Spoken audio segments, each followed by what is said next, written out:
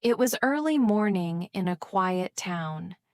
The sky was pale and the streets were still.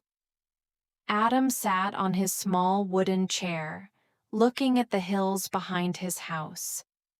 He used to climb them every weekend when he was younger, but lately he stopped.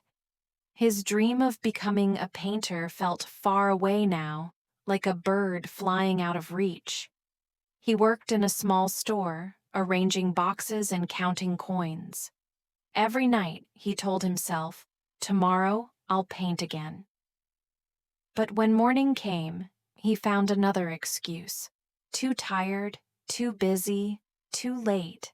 He looked at his empty sketchbook and sighed. Maybe dreams are only for lucky people, he thought. Outside, the hills waited quietly, golden under the early light. Somewhere beyond them, he once believed his life would begin. That evening, Adam walked home slowly after work. The air smelled of bread and rain, and children played near the bakery. As he passed an old wall, he noticed a poster for an art exhibition in town. The title said, "Colors of Everyday Life." He stopped and stared at it for a long time. A small spark inside him woke up. The same spark he had when he was 16. He remembered the feeling of holding a brush, mixing colors, and losing track of time. He smiled faintly. It had been years since he touched a canvas.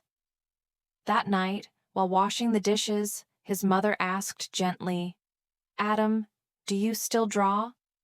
He hesitated, then answered, "Not anymore. Maybe one day." She dried her hands, looked at him kindly, and said, "Dreams don't die, my son. They just wait for you to believe again." Adam went to bed late, but he couldn't sleep. In his mind, he saw the hills again, brighter than before. The next morning, Adam woke up before sunrise. The world was quiet, wrapped in silver mist. He opened his old drawer and found his dusty sketchbook. The pages smelled of time, full of faint pencil marks and half-finished drawings. He smiled softly and whispered, "Let's try again." He put the book in his bag and walked outside. The hills looked taller than before, covered in fog. Halfway up, his legs started to hurt, and his breath grew heavy.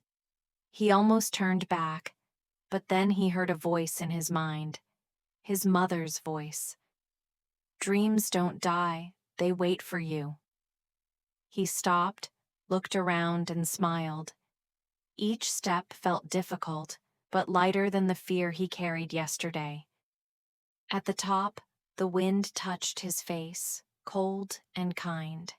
He sat on a rock, opened his sketchbook, and began to draw the sunrise. The light spread slowly across the valley, golden and alive. For the first time in years, he felt proud, not for what he had done, but for daring to begin again. 2 days later, Adam went back to the hills with new energy. He carried his sketchbook and a few pencils, determined to draw every morning. But halfway up the trail, he saw a little girl trying to lift her bicycle. The chain had fallen, and her hands were covered in dust. Adam stopped and smiled. "Need some help?" he asked. She nodded shyly. "Yes, please." He fixed the chain with his hands and tested the wheel. "There," he said. "Now it's ready to fly." The girl laughed. "Thank you, mister." Before riding away, she pointed to his sketchbook and said, "My brother draws too. He says the sky is never empty, it's full of stories." Adam looked up at the clouds and felt something open inside him.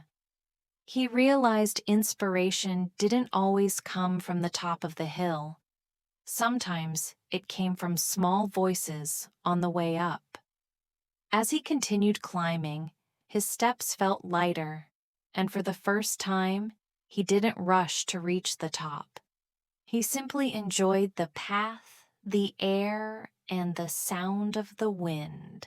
The following weekend, Adam woke up before dawn again.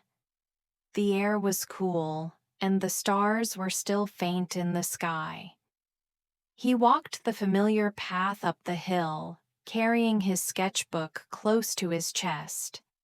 At the top, he found the same rock where he had sat before. The world below was quiet, waiting for the first light. He opened his sketchbook and began to draw, slowly, peacefully. The colors blended like whispers of gold and silver. For the first time, he didn't draw what he saw, but what he felt. Hope, warmth, courage. They all appeared in gentle shades across the page. When the sun rose, it painted his face with soft light. He smiled and whispered, This is my beginning." Down the hill, a few people from the town were walking up. Children, neighbors, even his mother. They had seen his drawings on social media and wanted to join. Adam waved and laughed. "Come on, there's enough light for everyone." The hill that once felt heavy now shone with laughter, warmth, and color.